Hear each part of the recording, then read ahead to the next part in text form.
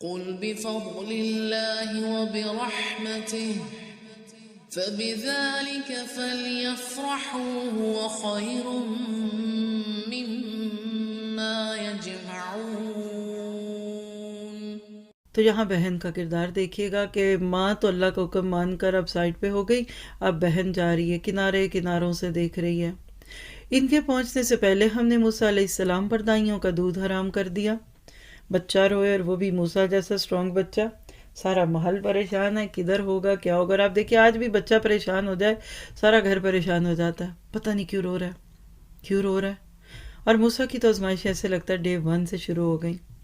باقیوں کو تو 40 سال کے بعد آزمایا گیا، موسیٰ کو تو ڈے 1 پہ آزمایا جا رہا ہے۔ جیسے عیسیٰ علیہ السلام کے اوپر بھی آوازیں کسی گئیں اور وہ بول اٹھے۔ کبھی ان لوگوں پہ غور کریں تو ہمیں اپنے لیے بہت پیاری گائیڈ لائن ملے۔ اور آپ دیکھیے کہ موسیٰ کی بہن کیا کہتی ہیں، یہ کہنے لگی میں تمہیں ایسا گھرانہ بتاؤں جو اس بچے کی تمہارے لیے پرورش کرے اور ہوں بھی اس بچے کے خیر خواہ۔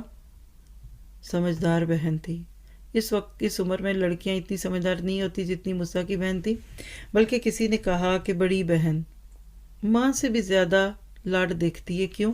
یہاں کردار دیکھیے بہنوں کا کہ ماں باپ تو بچے سے پیار کرتے ہیں کیونکہ ان کو امید ہوتی ہے کہ یہ بچہ بڑھاپے میں ہمارا سہارا بنے گا۔